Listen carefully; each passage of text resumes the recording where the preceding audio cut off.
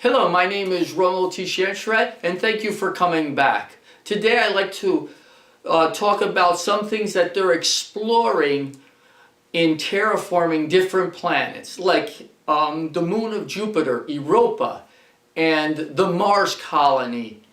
It's funny that today they're doing a reality show to achieve the money to fund this voyage in space. And funding is going to be $10 billion, they say, and they're hoping that this reality show will drum up enough money. If you ever watch any of the interviews, I love the qualifications that they're looking for. And one of the people have mentioned that they were wondering if they were going to be compatible with the other people on the voyage, if they're going to have the ability to tolerate somebody throwing their underwears on the floor, or somebody that doesn't wear deodorant, or somebody that talks too much.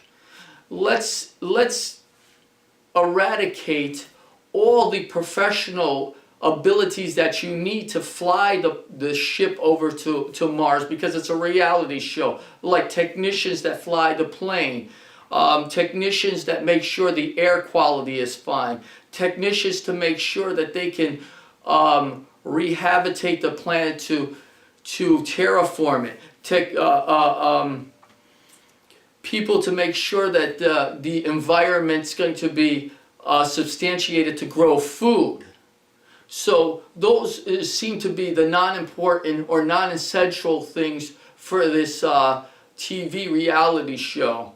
God forbid that the scientist doesn't change his underwear on time when the ship is going to burn up in outer space, and he has to make sure that he, suppresses everybody or makes everybody feel good that he threw his laundry in the right place. And so we see the other thing with the reality show is so magnificent is they're trying to make this funding amount of money, and this is the humor in it. Funding this amount of money and taking this reality show for several years, maybe 10 years, 15 years. These people that they have on the show already are 30 years old, 25, 30 years old. And so you give it another 15, 20 years, they're not going to be even eligible to go to outer space or to be on this voyage to Mars. So we see that it's become a comedy, a scenario of what they're doing, because they don't even know what they're talking about, that the funding that they're getting is from a reality show, or even the government's paying for funding to voyage people over there. Just mentioning the expense, $10 billion. Another thing is, which is humorous to me, that these people on these reality shows are like, I'm ready to leave my family for life. They're never going to be on the voyage to leave their family for life. They know it, but people believe it, and it's humorous. I think that's why they watch these shows, because it's so unbelievable that it's so funny.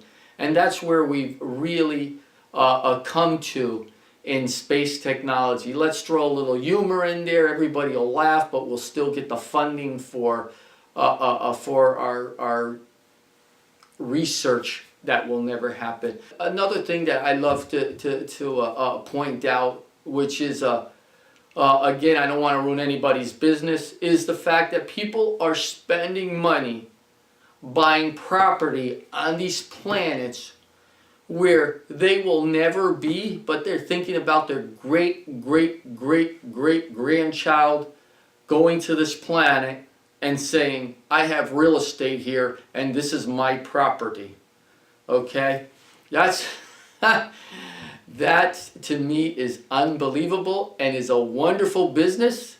And I have to say, the person that thought of it, that's selling property on the moon, selling property Europa, selling property in Mars, are making millions of dollars selling property that will never be inhabited ever. So this is what we're working with today with the technology of space travel that will never be achieved. Living on Europa because they believe that there's water there. Again, they don't know if the water's even breathable. It's underneath a solid block of ice, and the only thing that's burning through it is a volcano. What are they supposed to do? Land a ship on the solid ice, jump down a hot burning volcano into the atmosphere that they're talking about is there to find out if there's water? Again, impossibility, impossibility, impossibility. So we see all these things that are impossible that they're saying that is achievable someday. If impossible factors come in effect first, then everything else is possible. So that's all I wanted to talk about, what they're talking about as being a possibility for habitating planets and terraforming these planets into livable planets. Thank you again for stopping by and listening to me. And really, I appreciate you for giving your time and consideration and thinking about the possibilities of what I'm discussing and the possibilities of what they're telling you is achievable in the future.